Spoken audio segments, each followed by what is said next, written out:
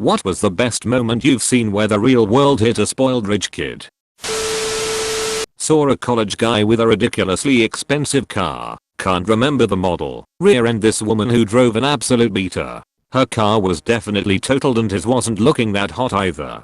He got out and started screaming at this woman. She was in tears. He kept telling her that she was going to pay for this. When the cops came, I saw each of them give their statements. After that, me and like 10 people came forward and gave our witness statements. It sounded like each and every one of us put complete fault on him, which was the truth. When the cops went back to him, I saw his face just sink. He probably told them it was her fault and just found out that 2 handfuls of people just confirmed that he's full of stuff. I've never seen that many witnesses stick around for a simple traffic accident. I think the other people felt the same way I did. That kid was a douche and should be punished for what he did. One of my college roommates was very rich growing up. I didn't realize just how rich until I had to explain to her what a coupon was in very extensive detail. On multiple occasions she bragged that she wasn't even interested in her major, philosophy, or college in general, but she was at uni because her parents were requiring her to get a degree, any degree, in order to get access to her trust fund. I don't remember ever seeing her go to class and she eventually got expelled sophomore year over academic dishonesty. I guess this was the last straw for her parents because they cut her off pretty soon after that. This actually served as a wake-up call. She somehow managed to get a public health degree at a different school in spite of the academic dishonesty listed on her transcript. She's doing pretty well for herself these days. We've kept in touch and last we talked she was considering grad school. This is not the best, as it's pretty sad and frankly undeserved, but a good example of the question asked. I went to a very expensive private elementary school. A friend of mine grew up very wealthy, her father a surgeon and mother a stay-at-home wife. They were very controlling of her and quite honestly, a little scary. They sheltered her to the extreme, and she frequently repeated insane things they said verbatim, because that was all she knew. If she was told to clean her room, but left an item out upon her parents' inspection, they would throw the item out, no matter what it was. Once it was something very sentimental to her, can't remember what it was, and when she told me, and I expressed sympathy, she said something like, "Oh no, it's okay, it's my fault. If I told my children to clean their rooms, but they didn't, and had their friends come over, their friends would go home and tell their parents about how much of a slob my family is, and that can't happen."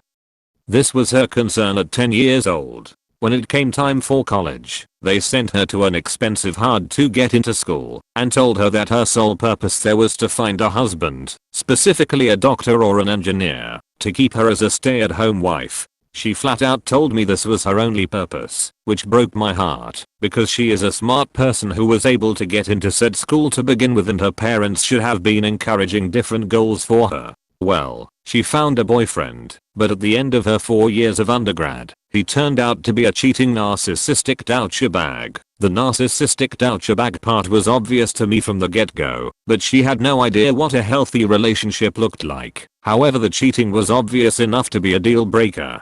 So instead of going straight to marriage, which disappointed her parents and they kicked her out of the house, she suddenly had to become solely independent, find a job and an apartment, and is doing well for herself. She's a totally different person now, and has come a really long way.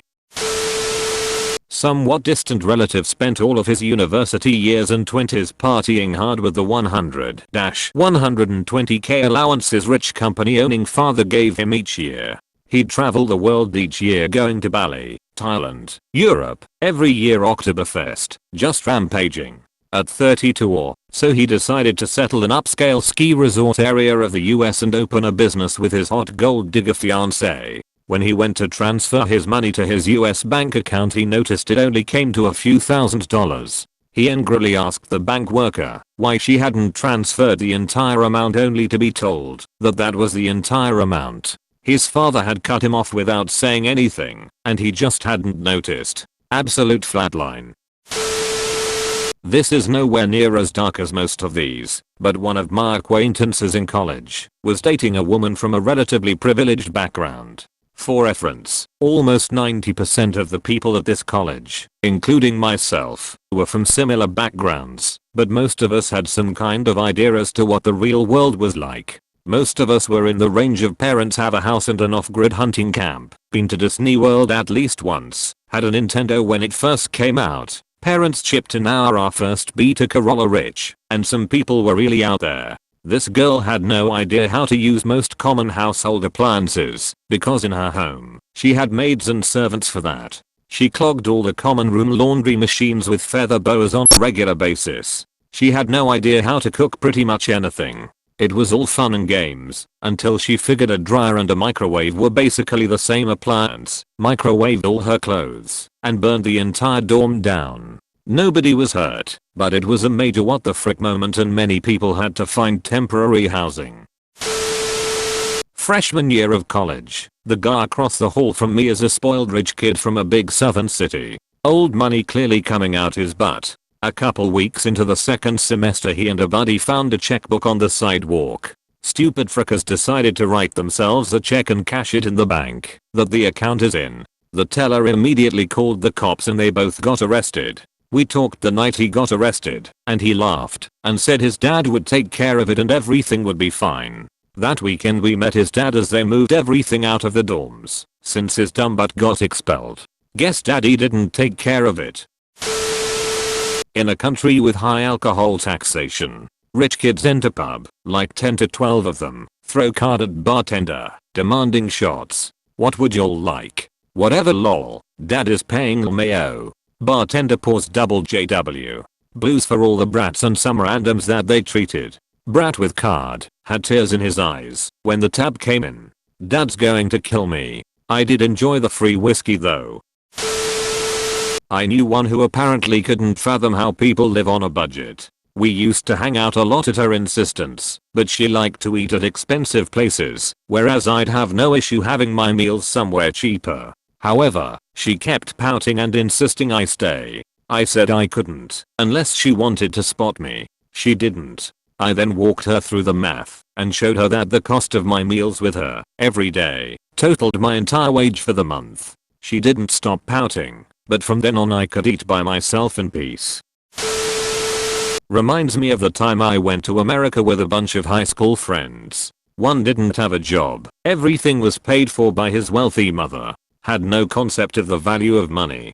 He saw nothing wrong with $30 Hilton hotel breakfasts. Jumped at every opportunity to upgrade his airline seat, even if I couldn't afford and had to stay in economy. Dragged me along to every expensive handbag shop so he could buy his mother Coach bags. She could easily afford the trip to New York herself. BTW. Wanted to eat at the best restaurants while I went and had McDonald's or a sandwich I made using ingredients from the local deli. Suffice to say, our friendship, and he was a good friend, ended soon after we returned to Australia, not just because of this trip, but there had been other issues brewing. Edit. I don't want to sound jealous of his financial position. I'm not. It actually came at a considerable personal cost to him. But when you're on holiday it kinda sucks when someone flaunts their money in front of you, and you can't afford the same.